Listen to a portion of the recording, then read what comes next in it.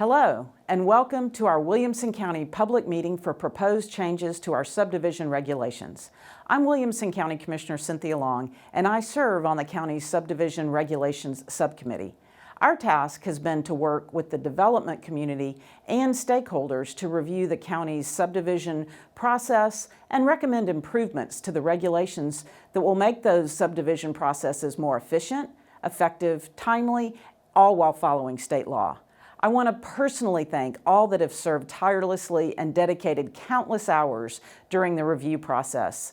Members of the subcommittee are our county engineer, Taryn Evertson, Charlie Crossfield, the county's legal counsel, Blake McGee with Blake McGee Company, Ed Horn with Santa Rita Ranch, David Glenn with the Home Builders Association, David Gray with Gray Engineering, and Williamson County Commissioner Valerie Covey.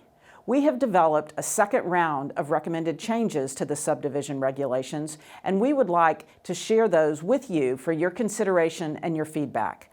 We appreciate your understanding and cooperation as we have had to move this public meeting to a virtual platform during the COVID-19 pandemic. David Gray from our committee will be presenting our recommended changes to you. Thank you for your time, and we appreciate your feedback. My name is David Gray, and thank you for joining us for this virtual subdivision regulations public meeting. Your participation in this discussion and process is valuable to the county. We appreciate your understanding and cooperation as we have moved this public meeting to a virtual format in order to assure safety and accessibility to all individuals impacted by the COVID-19 pandemic. Today, we're going to provide a presentation of the newly proposed changes to the subdivision development process. Following this presentation, there'll be a 3-week comment period when you are able to submit comments for consideration by the committee. Let's go to slide number 3. The county growth. The county has experienced a tremendous amount of growth in recent years, as all of you are aware, and we appreciate this trend, and we anticipate this trend to continue, and we do appreciate it too, I might add. In 2019, the county ranked 9th as the fastest growing large county in the nation, and the population is projected to nearly triple by 2050. This rapid growth requires the county to properly plan for new developments and maintain the quality of life for its residents. Let's go to slide 4, background. Background information. The subcommittee, in order to keep up with unprecedented growth in Williamson County and the infrastructure that comes along with it, the county formed a subcommittee in February 2019. Members of the subcommittee were tasked with looking at the current subdivision application process and determining if changes could be made to the protocols and/or the regulations to make the process more efficient. The subcommittee has had 3 goals in mind as it's pursued the work, and these are making sure that the county provides quality customer service, develops systems to provide consistent product for the development community, and utilizes taxpayers' dollars wisely. Slide 5, balancing interests. This is probably one of the more difficult processes or issues that the subcommittee has dealt with. Keeping these goals in mind, the subcommittee has had to balance those various interests while they were looking at these changes to the process and the regulations. The committee has had to balance the county's ability to meet their regulatory responsibilities, the needs of the development community, and the cost to taxpayers.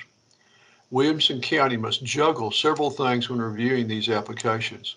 They have to take into account the health and safety of the county, things like floodplain management, traffic control, etc. They also have to ensure the general welfare of the area through an effective transportation system, which I might add Williamson County has done an excellent job on. I think everybody would agree with that. And finally, we have to think about the reasonable future maintenance costs, which are a cost to the taxpayer. The development community is thinking about how to follow clear and predictable regulations, having consistency in their planning and being a part of a fair process, and making sure that their planning can move forward as quickly as possible. And lastly, the subcommittee has had to ensure that even with the changes, The county would still be utilizing taxpayer dollars responsibly. With all that in mind, I'd like to walk through several of the changes with you. Slide 6, proposed bituminous HMAC mixtures.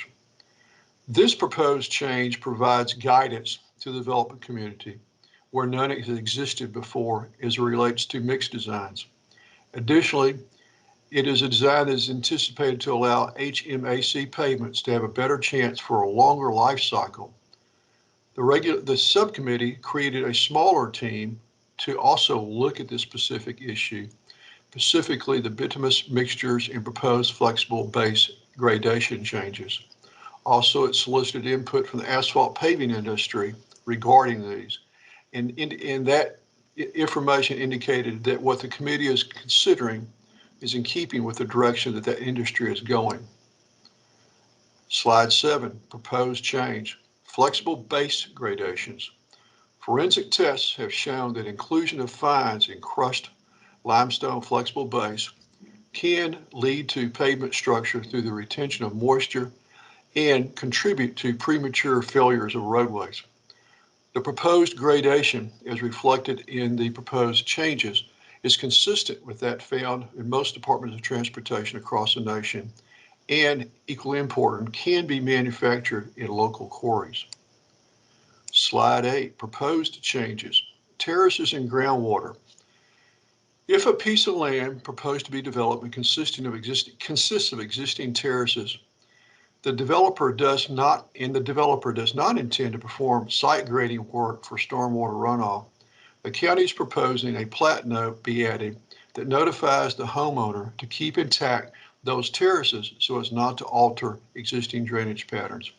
This is becoming increasingly important with the additional level of development that we're all seeing in the eastern portions of the county where agricultural operations are still ongoing.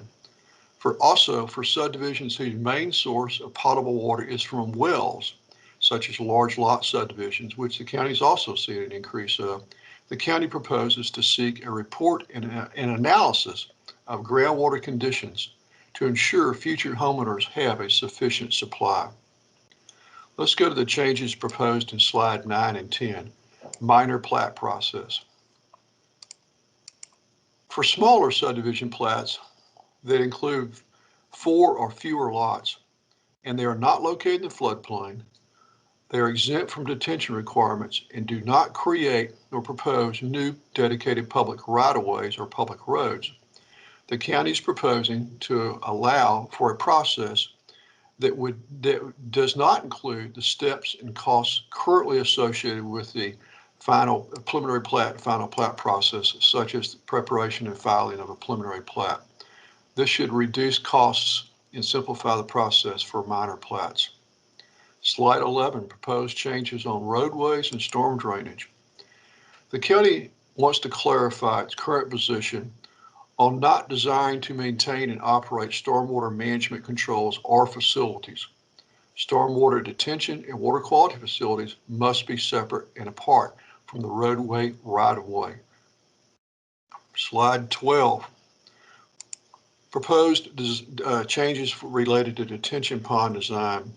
As we're all aware, Atlas 14 hydrology data has come about in recent years, and it represents the best information available for the general engineering community to utilize for stormwater calculations.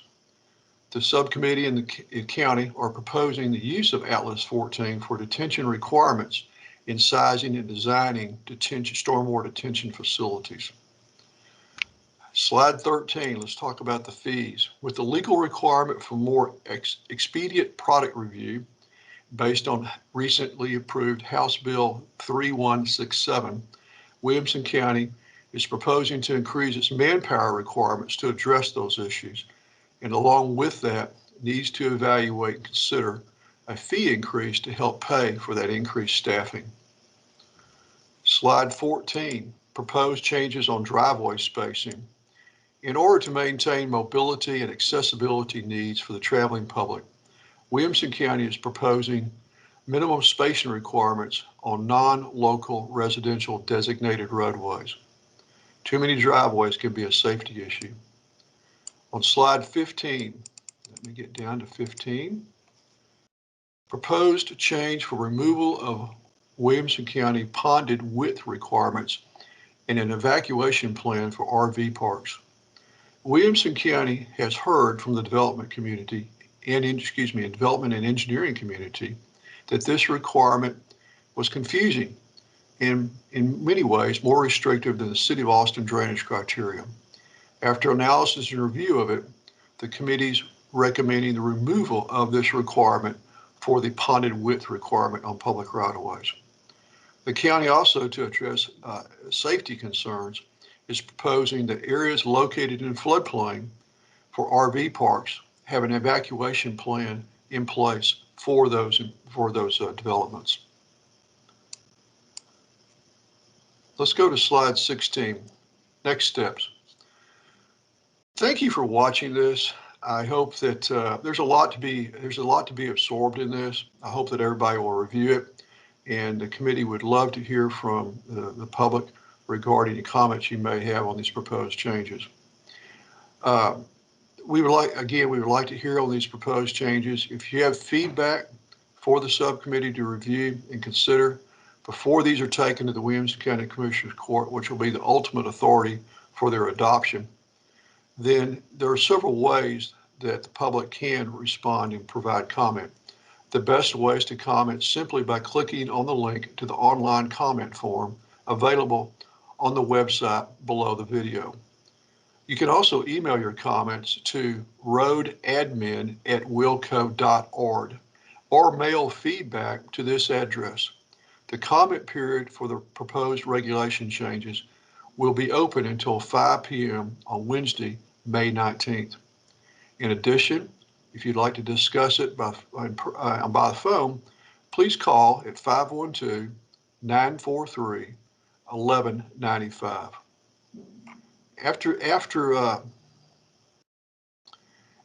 the end of the comment period, the subcommittee will work on reviewing the feedback and incorporating it into the planned changes, the proposed changes, before taking the recommendations to the County Commissioners Court for final action later this year. If approved, the changes would go into effect immediately at the time of approval. Thank you for your participation today. We look forward to your feedback. Be safe. Thank you.